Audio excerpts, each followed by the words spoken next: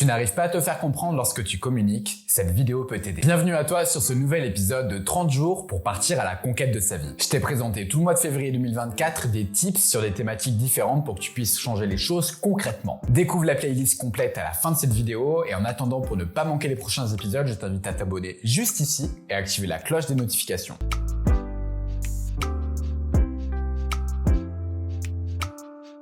Avant de commencer, je me présente à toi rapidement. Je m'appelle Pierre, j'ai 28 ans et je travaille personnellement depuis plusieurs années sur toutes les thématiques autour de l'amélioration de sa vie. C'est pour cette raison que j'ai décidé d'en faire aujourd'hui une grosse partie de mon activité professionnelle et aussi de créer cette chaîne YouTube. Pour revenir au sujet du jour, je vais te parler de communication orale et surtout de comment l'optimiser. Je suis sûr que tu as déjà vu plein de vidéos sur la communication non verbale, celles où l'on te parle de posture, de ton et de tout ce qui va avec. Généralement, ces vidéos sont très pertinentes. Elles permettent de mettre en avant certains aspects importants, ne serait-ce que pour être écouté par nos interlocuteurs. Mais communiquer, c'est global. Et de mon humble avis, un bon message, pour être compris, doit aussi bien être construit d'un point de vue verbal. C'est pour cette raison que je vais aussi aborder cet aspect ici. Il y a des choses simples qui permettent de gagner en efficacité dans ce message qu'on souhaite transmettre. Je vais donc ici te présenter mes 3 clés pour être plus efficace dans ta communication. Pour la première, je vais t'expliquer comment aller à l'essentiel. Pour la seconde, j'évoquerai la compréhension du message que tu souhaites faire passer. La dernière clé, elle, sera axée sur ton état d'esprit au moment de communiquer. N'hésite pas à faire pause pour prendre des notes, à revenir en arrière pour écouter des notions importantes et surtout, pose tes questions dans l'espace commentaire, c'est fait pour ça, je te répondrai dans la mesure du possible, il n'y a aucune question bête.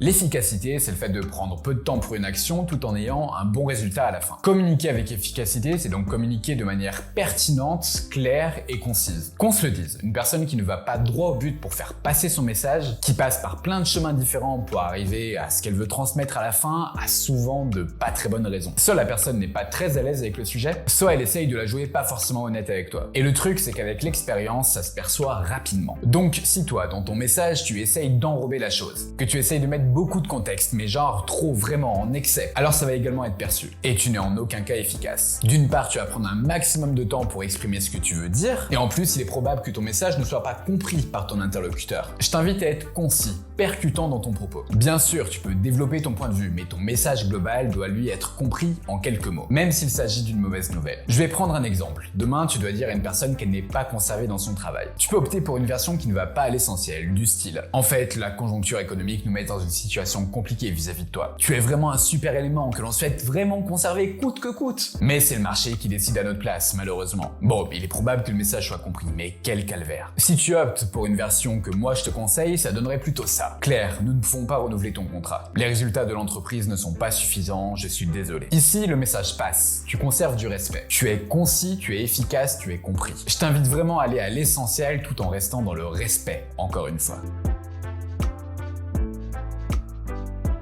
Parfois, on peut s'exprimer clairement, avec de l'efficacité, en utilisant les bons mots. Mais malgré ça, il est possible que l'on ne soit pas compris. Nous n'avons pas tous les mêmes codes, les mêmes valeurs, les mêmes façons de communiquer. Certains d'entre nous vont réussir à saisir la pertinence, la puissance du message que l'on souhaite faire passer. Pour d'autres, cela peut être plus compliqué. Et ce n'est pas grave, en soi, nous avons toutes et tous des différences. Parfois, on peut simplement être perturbé par un contexte aussi. Mais pas de panique, il y a des moyens de s'assurer que son message est bien compris. Déjà, après ta phrase, tu peux très bien prononcer une question de le style « c'est bon pour toi ?» Et si elle est en face de toi, tu peux observer son comportement pour voir si sa façon d'être correspond à sa réponse. Mais si tu veux t'assurer que ton message est bien passé, sans reposer la question, tu peux aussi reformuler ce que tu viens de dire. Je reviens à mon exemple précédent. Tu peux refaire cette phrase. Claire, nous ne pouvons pas renouveler ton contrat. Les résultats de l'entreprise ne sont pas suffisants, je suis désolé. Et là, tu ajoutes une information supplémentaire qui redit la même chose. Tu vas devoir quitter l'entreprise le 14 mars. Cela ne sera pas agréable pour la fameuse Claire sur le moment. Mais le fait de reformuler cette information importante fait qu'elle aura compris le message à coup sûr. Et aussi dur soit-il, un message compris rapidement est un message efficace. Avant de passer à la suite, je t'invite à liker cette vidéo. Si tu es toujours là, ça veut dire que tu trouves mon contenu pertinent. Ce like m'aide d'une énorme aide pour mon travail gratuit, alors un grand merci à toi.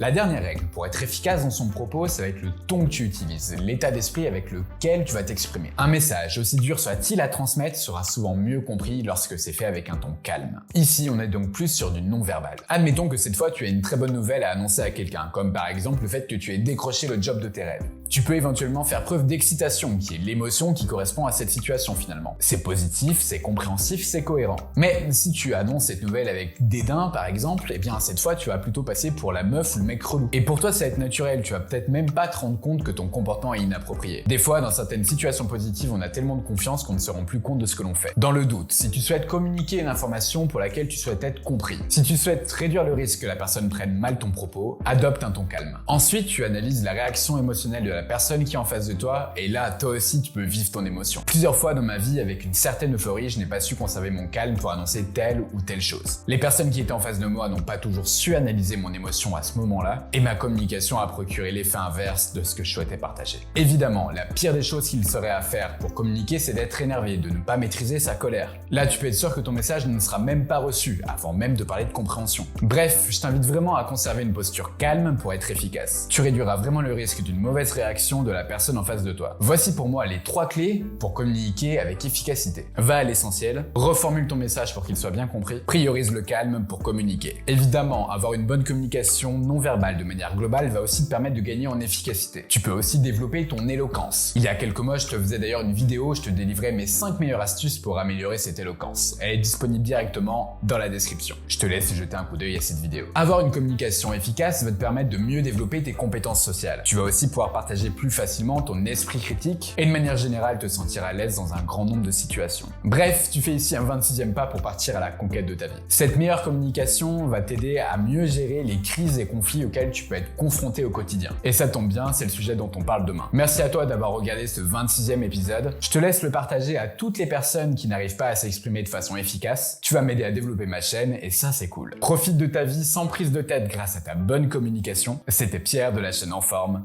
À demain.